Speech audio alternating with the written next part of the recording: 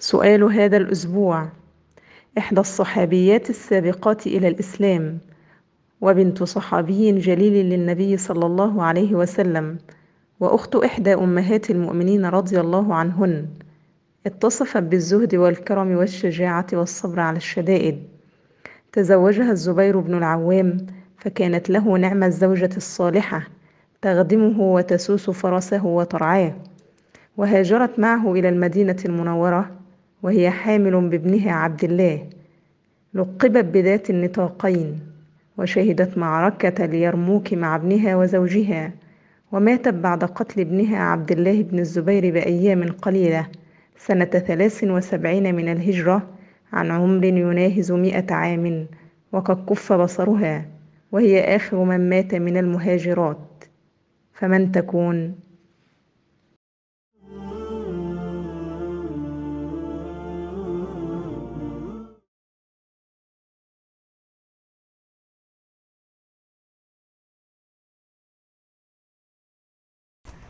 بسم اللہ الرحمن الرحیم۔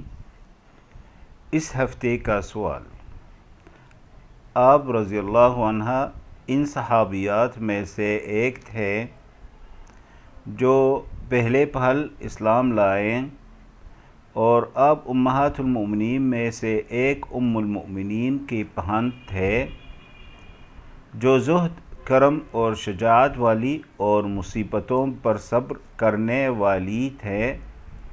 ان کی شادی جناب زبیر بن عوام سے ہوئی تھی اور وہ ان کے بہت نیک و فرمان بردار بیوی تھے۔ وہ اپنے شوہر کے گھوڑوں کی دیکھ بھال بھی کیا کرتی تھے۔ انہوں نے اپنے شوہر کے ساتھ مدینہ منورہ کی طرف ہجرت کی اور ان کے بیٹے اس وقت ان کے پیٹ میں تھے۔ آپ کا لقب ذات النطاقین دو بٹوں والی تھا۔ وہ جنگ یرموک میں اپنے بیٹے اور شوہر کے ساتھ شریک ہوئے۔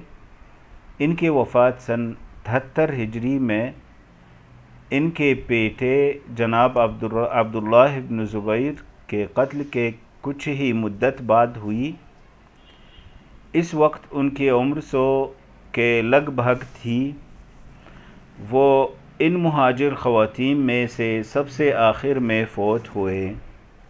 تو یہ صحابیہ کون تھے؟